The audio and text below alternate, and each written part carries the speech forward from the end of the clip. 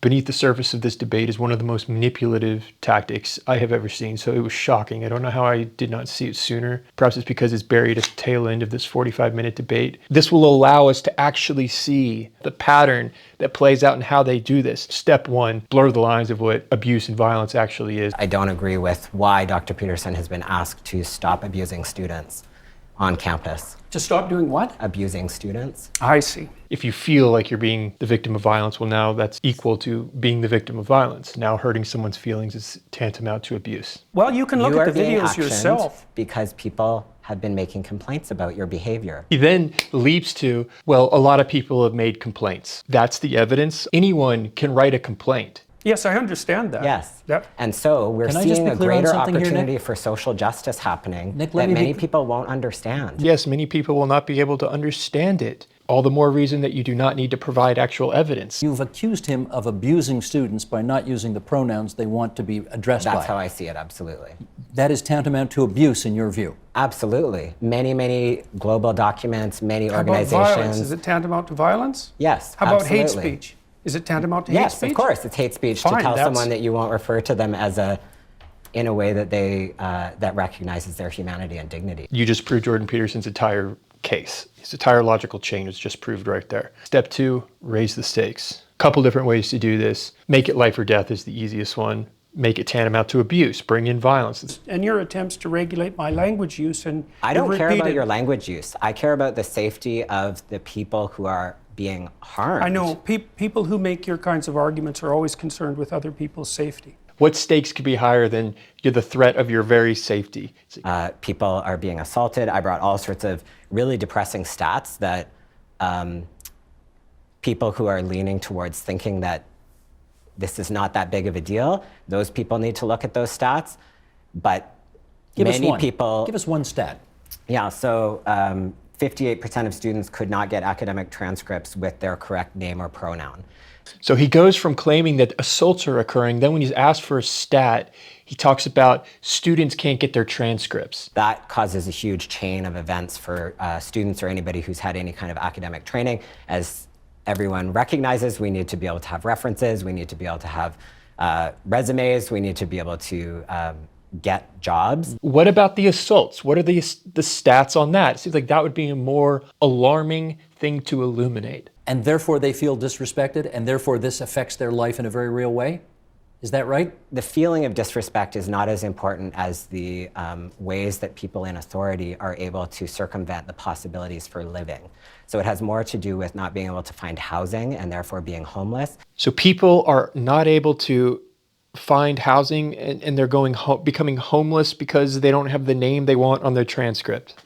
All right. So we're not actually we shouldn't be talking about free speech. What we should be talking about are the social issues facing people who are being discriminated against. And notice what he just said there. It's like, this is more important than free speech. We shouldn't be even considering free speech because the stakes are just so high. We shouldn't be talking about free speech. Because of what I just said about transcripts leading to being homeless in the streets. You have not provided any evidence or stats to back anything you're saying up. I also don't teach that there's a huge divide between trans people and non-trans people, because I would say the number is 100% of people will benefit from more open discussion. And one of the problems is that it's being addressed in a black and white way. You just claimed that we shouldn't be thinking about freedom of speech. What is open discussion if it's not freedom of speech? We shouldn't be thinking about freedom of speech. Now, less than a minute later, you're claiming everyone would benefit more from open discussion. It's too bad that we can't actually have an open conversation because there's a huge wall of violence between us. And then, step three, we arrive at the move. And this is what it looks like.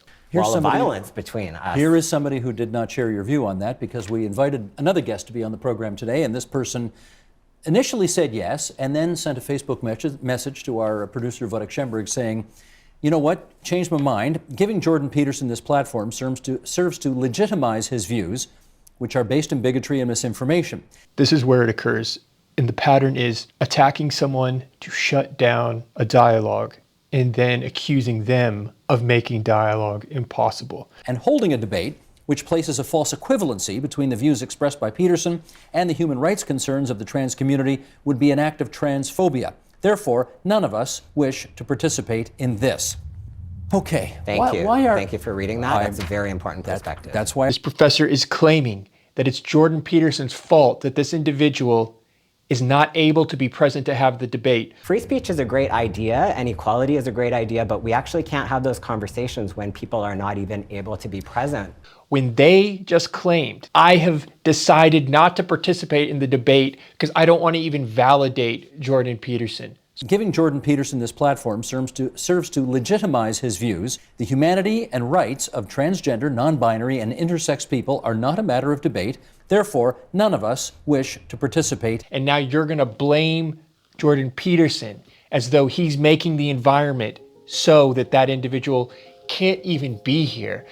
Okay. Thank you. Thank you for reading that. That's a very important perspective. It's the definition of gaslighting. Yeah, but we actually can't have those conversations when people are not even able to be present. And now someone points to that and claims that that's evidence, and as though that's stifling debate, not you who just articulated how we shouldn't even be talking about freedom of speech. We shouldn't be talking about free speech. Freedom of speech can't even stack up to the things that you care about. How freedom of speech is so much lower on the totem pole of concerns.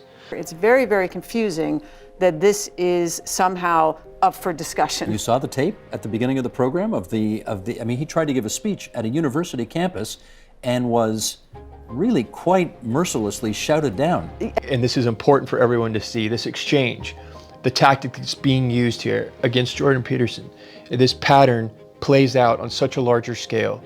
But there are more insidious things, in my estimation, going on underneath. I mean, even the missive that you just read said that, well, even providing me with a platform, let's call it, to express my views, is something that shouldn't be allowed. It's like, yes, that's why I made the video. But this is a minor issue in some ways compared to the larger issue that's at stake, which is our right to have discussions of this sort at all. Perhaps it's because Jordan Peterson is debating 4 people at the same time that it caused the pattern to become more visible than it otherwise would be. I'm concerned with my own safety. Just so that people are aware, my physical, emotional life and livelihood is at risk from being here. I see this pattern play out so often in my own life where people will refuse to have the debate or the discussion because they don't want to validate what is being discussed. I recognize that other people's experiences, they might find ultimately that participating in this program was a mistake. Mary, Only you wanted time to will follow tell. up. This is one of those videos where actually watching this professor in this exchange, I actually feel a high level of annoyance because this is one of the most manipulative tactics, I think. Someone is doing something to you and then blaming you for doing that very thing.